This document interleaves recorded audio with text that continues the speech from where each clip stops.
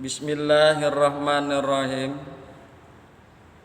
Assalamualaikum warahmatullahi wabarakatuh. Waalaikumsalam wabarakatuh. Pembahasan kita pada pagi hari ini yakni Al-An'am ayat yang ke-59,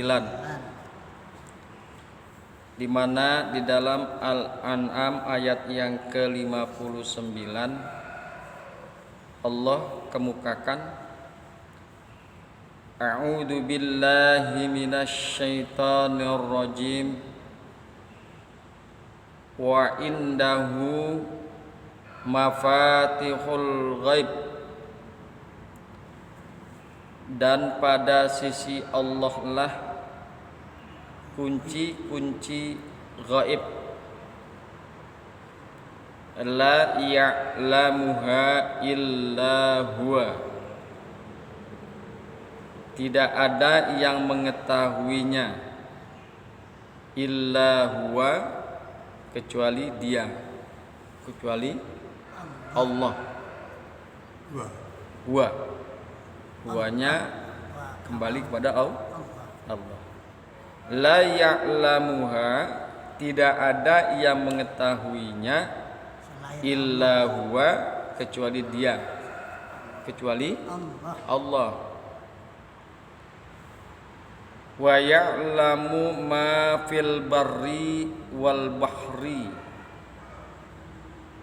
dan dia mengetahui apa-apa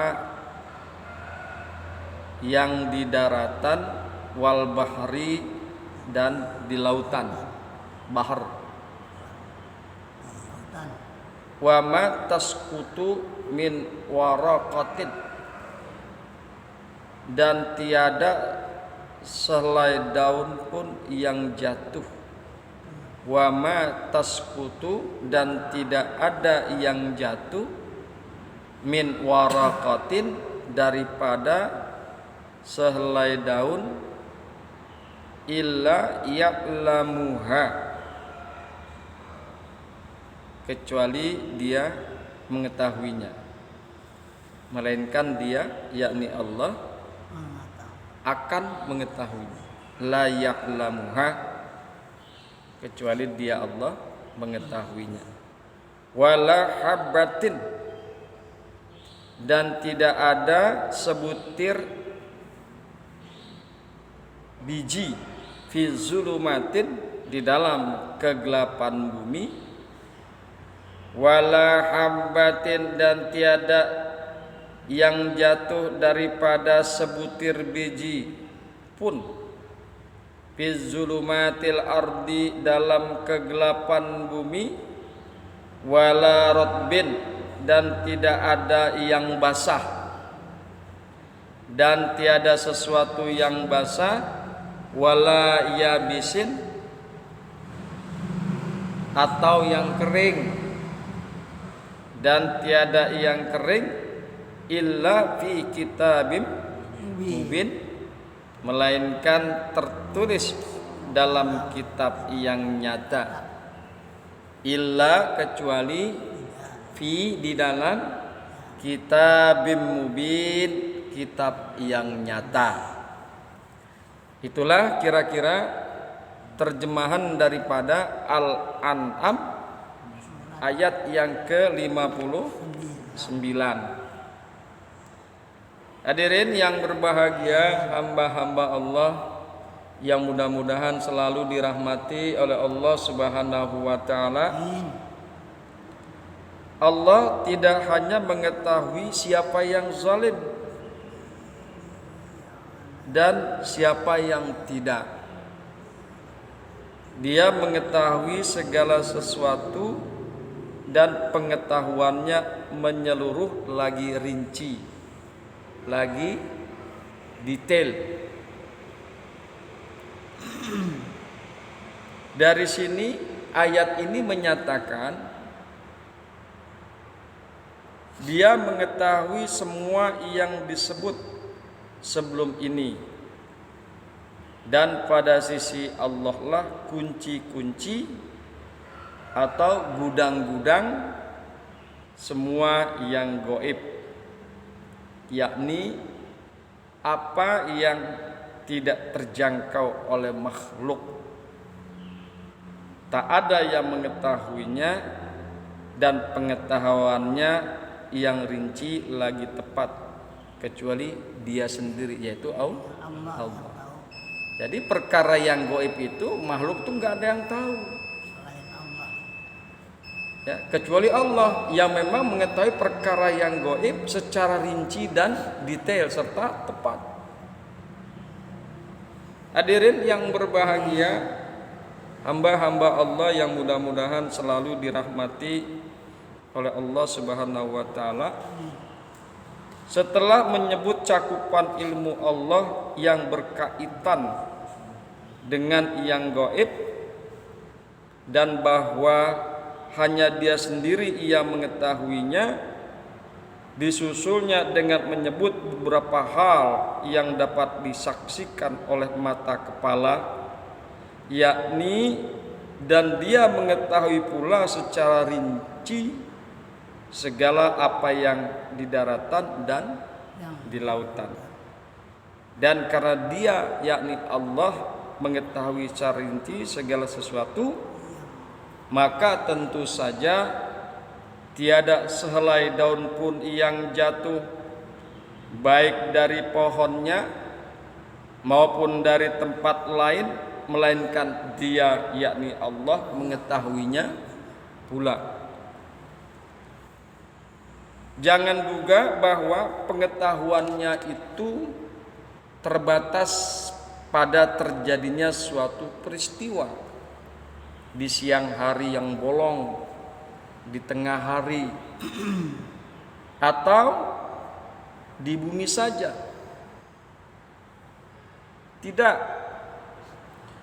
Tidak jatuh sebutir biji pun dalam kegelapan bumi, atau perutnya segelap, sejauh dan sedalam apapun tempatnya di perut bumi, dan tidak sesuatu yang basah atau yang kering yang telah, sedang atau akan ada di alam raya ini, melainkan semuanya Dia mengetahuinya. Dia ketahui lagi tertulis keadaan, sifat dan cirinya dalam kitab yang nyata, yakni Lauhul Mahfuz. Jadi nggak ada yang tersembunyi di sisi Allah. Ya, segala sesuatu baik yang gaib ataupun yang nyata, Allah Maha mengetahui secara detail dan secara rinci. Bahkan ke dalam dasar perut bumi pun Allah mengetahui. Segala macam jagat raya yang ada di langit maupun yang berada di bumi, Allah pasti mengetahuinya secara tepat dan secara detail. Hadirin yang berbahagia, hamba-hamba Allah yang mudah-mudahan selalu dirahmati oleh Allah Subhanahu wa taala. Kemudian di dalam tafsir Jalalain dikemukakan a'udzu billahi minasyaitonir rajim wa indahu ta'ala, dan di sisinya yang maha tinggi, maksudnya di sisi Allah yang maha tinggi, mafatihul ghaib, kunci-kunci daripada perkara yang gaib, khazainuhu, kunci-kunci daripada gudang-gudang perkara yang gaib, awit turukul muwasilati ila ilmihi, atau jalan yang menyampaikan kepada ilmu perkara yang gaib, la ya'lamuha illa huwa, kecuali Dia, yakni Allah, mengetahuinya.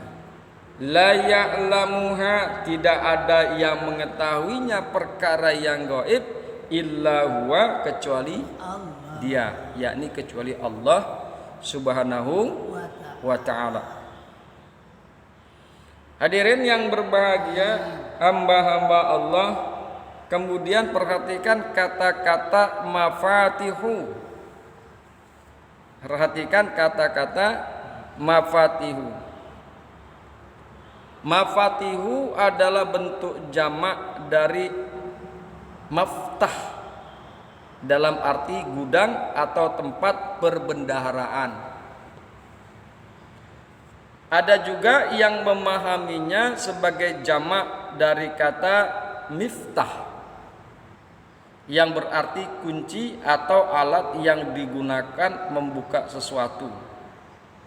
Kata terakhir ini populer disebut miftah, walaupun sementara ulama menilai kata populer itu bukan kata yang fasih. Ya, jadi miftah itu kunci. Miftahul jannah, kunci surga. Sering tuh kita mendengar kata-kata itu. Betapapun dalam pandangan tabat tabai, kedua makna tersebut dapat bertemu dalam natijahnya. Karena siapa yang memiliki kunci-kunci gudang biasanya dapat membukanya sehingga mengetahui isinya. Kita yang memiliki kunci gudang, ya kita yang mengetahui isinya yang ada di dalam gudang tersebut. Demikian juga siapa yang memiliki gudang, tentu dia memiliki kuncinya dan dapat membukanya. Demikian tabat tabai. Kemudian ia lebih cenderung memahami kata tersebut dalam arti gudang. Jadi para ulama ini memiliki persepsi yang berbeda antara satu dengan yang lain. Ada yang memaknai kata-kata mafatihu sebagai kunci, dan ada juga ulama yang memaknai sebagai gudang. Demikian tabat tabai, kendati ia lebih cenderung memahami kata tersebut dalam arti gudang dengan alasan Al-Quran tidak sekalipun menyebut kata kunci, tetapi menyebut sebanyak 7 kali kata khazain yang berarti gudang. Pendapatnya ini tidak sepenuhnya benar. Jadi pendapat ulama juga ada lagi yang menilai, yaitu ulama juga. Kita mah orang-orang bodoh, kagak paham. Yang mengerti adalah ulama juga, ya. Di counter oleh ulama yang lain, pendapatnya ini tidak sepenuhnya benar karena di tempat lain Al-Quran menyatakan tentang harta kekayaan Qarun bahwa kunci-kuncinya sungguh berat dipikul oleh sejumlah orang yang kuat-kuat.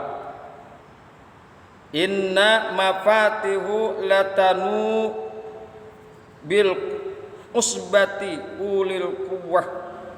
Al-Qasas ayat yang ke-76. Tentu saja lebih tepat diartikan kunci bukan gudang, karena berapa banyaklah isi gudang kalau hanya dipikul oleh beberapa orang yang kuat. Padahal ayat yang membicarakan Quran itu bertujuan menginformasikan limpahan karunia Allah yang tidak disyukurinya. Kita ini kan begitu, tidak pandai mensyukuri nikmat Allah. Padahal segala sesuatu yang ada di dunia ini yang kita miliki adalah semua nikmat Allah. Udara nikmat Allah. Bayangkan kalau nggak ada udara, oksigen, ya mati kita. Sinar matahari juga nikmat Allah.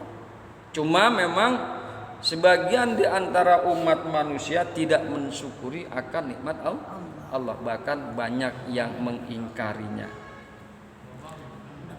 Hadirin yang berbahagia, hamba-hamba Allah yang mudah-mudahan selalu dirahmati oleh Allah Subhanahu wa taala. Kemudian kita coba lihat pendapat Imam Al-Biqai. Jadi ahli tafsir itu banyak. Ada Al-Biqai, ada Tabatabai, ada Qurtubi. Makanya saya bilang kalau khasanah Islam itu luar biasa. Mungkin sampai kita meninggal dunia tidak akan selesai kita membahas ilmu-ilmu Islam. Al-Biqai memahami firman-Nya, pada sisi Allah kunci gaib, ya. Wa indahu mafatihul ghaib, dan di sisi Allah kunci-kunci gaib. Al-Biqai memahaminya sebagai mencerminkan peningkatan dan penekanan tentang cakupan pengetahuannya. Menurutnya, sesuatu yang tersembunyi diibaratkan sebagai sesuatu yang berada dalam brankas. Tidak ada yang dapat mengetahui isinya kecuali yang dapat membukanya, dan tidak ada yang dapat membukanya kecuali yang memiliki kuncinya lagi mengetahui cara membukanya. Siapa tuh? Ya Allah. Dia sebagai pemilik kunci dan dia juga yang bisa membukanya dengan kunci tersebut.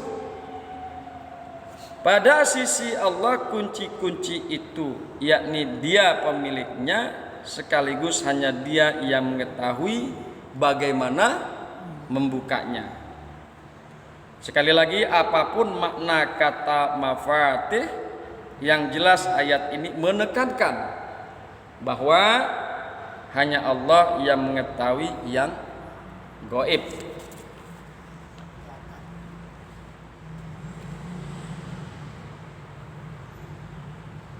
Hadirin yang berbahagia, hamba-hamba Allah yang mudah-mudahan selalu dirahmati oleh Allah Subhanahu wa taala, tidak dapat disangkal bahwa banyak hal yang gaib serta beragam pula tingkat kegoibannya.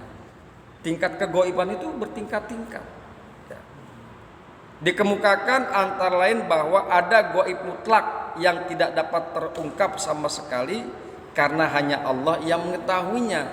Itulah gaib mutlak. Kemudian ada pula gaib yang relatif. Sesuatu yang tidak diketahui seseorang tapi diketahui oleh orang lain, maka ia adalah gaib relatif. Relativitas tersebut dapat berkaitan dengan waktu dan dapat juga dengan manusianya. Apa yang terdapat di dalam saku saya boleh jadi gaib bagi orang yang lain, tetapi tidak gaib bagi saya. Ya, Bang Jek nggak tahu kan apa yang saya kantongin. Pak Delaman juga nggak tahu apa yang saya kantongin. Gaib buat Bang Jek, gaib buat Pak Delaman, tetapi tidak gaib buat saya karena saya tahu isi kantong saya. Kemudian kematian adalah gaib bagi seluruh yang hidup, tetapi ia tidak dapat gaib lagi bagi yang telah mengalaminya. Ya. Bagi yang sudah mengalaminya kita tidak gaib lagi sudah. Kita sudah melihat, oh si fulan matinya jam sekian, tanggal sekian, hari sekian, tahun sekian. Waktu kedatangannya kematian pun gaib bagi semua yang hidup.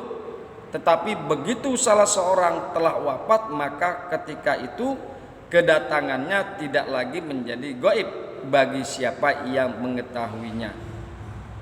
Sesuatu yang gaib tetapi memiliki premis-premis yang dapat mengantar Anda untuk mengetahuinya juga adalah gaib relatif. Hadirin yang berbahagia, hamba-hamba Allah yang mudah-mudahan selalu dirahmati oleh Allah Subhanahu wa taala. Di sisinya lah kunci-kunci perkara yang gaib. La ya'lamuha illa huwa, tidak ada yang mengetahui perkara yang gaib illa huwa kecuali dia. Wahya, dan bermula mafatihul ghaib menurut tafsir Jalalain al khamsatu fi qaulihi, yaitu 5 di dalam pernyataan Allah, innallaha indahu ilmus sa'ah al ayah kama rawahu al Bukhari, sebagaimana Imam Bukhari telah meriwayatkannya. Wa ya'lamu, dan dia Allah mengetahui ma yahdusu, sesuatu yang timbul fil barri di dalam daratan, al-fiqari yaitu berupa padang pasir, wal bahri, dan dia mengetahui apa-apa yang berada di lautan, al-qura allati alal anhari, pemukiman perkampungan yang berada di atas sungai-sungai, wa ma taskutu, dan tidak ada yang gugur, min zaidah. Min di sini adalah min tambahan saja. Wa ma taskutu, dan tidak ada yang gugur dan tidak ada yang jatuh, min waraqatin, daripada sehelai daun, illa kecuali ya'lamuha, kecuali Allah mengetahuinya, wala habatin, dan tidak ada biji-bijian, fi zulumatil ardi, di dalam kegelapan bumi, wala rotbin, dan tidak ada yang basah, wala yabisin, dan tidak ada yang kering. Atpun ala waraqatin, ini semua menjadi atop daripada waraqatin, makanya semuanya dibaca kasrotain, ya, semuanya dibaca kasrotain mengikuti kata-kata waraqatin, wala rotbin, wala yabisin, dan tidak ada yang basah, wala yabisin, dan tidak ada yang kering, illa fi kitabim mubin, kecuali tertulis fi kitabim mubin, di dalam kitab yang nyata, huwa al-lauhul mahfuz, yakni lauhul mahfuz. Wal istina'u, dan bermula istisna, badalu istimalin, yaitu badal istimal, minal istisna'i qoblahu, dari istisna sebelumnya. Hadirin yang berbahagia, hamba-hamba Allah yang mudah-mudahan selalu dirahmati oleh Allah Subhanahu wa taala. Lanjutan penggalan ayat ini berbicara tentang apa yang di daratan dan di lautan. Daun yang jatuh atau sebutir biji dalam kegelapan bumi dan seterusnya merupakan gaib yang bersifat relatif, yang tadinya terdapat di khasanah, yaitu gudang perbendaraannya Allah, tetapi setelah itu ia menjadi gaib yang bersifat relatif. Ia ditempatkan dalam apa yang dinamai oleh ayat ini, yaitu Allahul Mahfuz. Perhatikan firman-Nya di dalam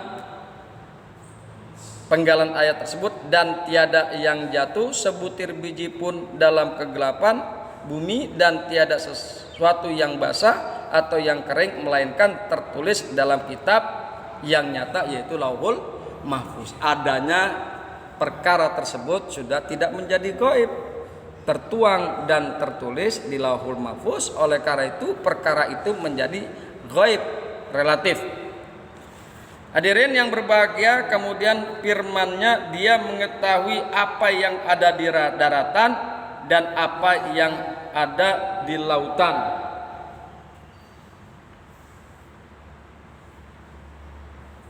Apa yang berada di daratan dan apa yang berada di lautan. Wa ya'lamu ma fil barri wal bahri. adalah untuk menggambarkan pengetahuan Allah tentang segala sesuatu yang terjadi di bumi.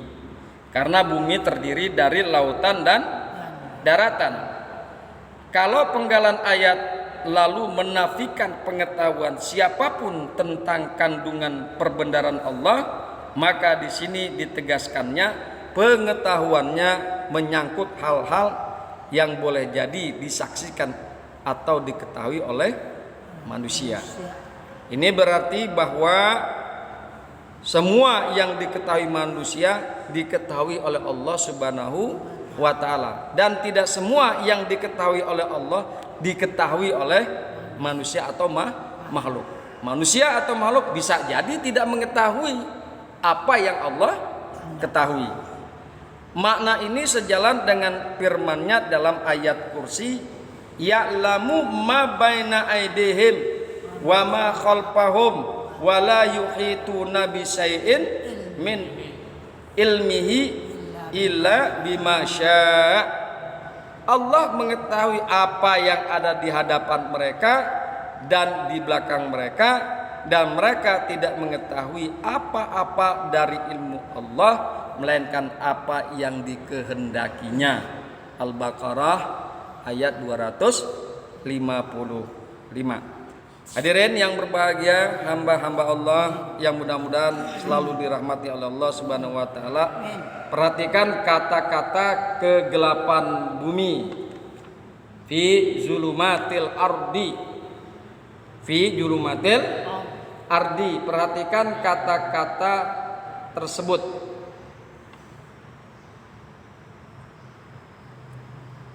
Kata kegelapan bumi dipahami oleh sementara ulama dalam arti perut bumi, karena apa yang terdapat dalam perut bumi tidak mudah diketahui, sehingga ia diibaratkan sebagai sesuatu yang gelap.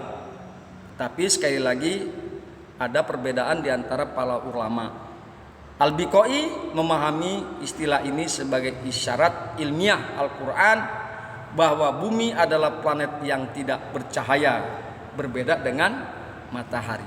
Kata-kata itu saja memberikan apresiasi yang berbeda-beda antara ulama yang satu terhadap ulama yang lain. Hadirin yang berbahagia, hamba-hamba Allah yang beriman, inilah kajian kita pada pagi hari ini. I'tiqad kita adalah bahwa Allah mengetahui segala sesuatu. Pengetahuan Allah melingkup seluruh alam, baik alam yang nyata maupun alam yang gaib. Pengetahuan Allah melingkupi seluruh tempat, baik itu yang berada di langit, di bumi atau yang berada di antara langit dan bumi. Demikian, mudah-mudahan bermanfaat. Hadanallah wa iyyakum ajmain. Assalamualaikum warahmatullahi wabarakatuh.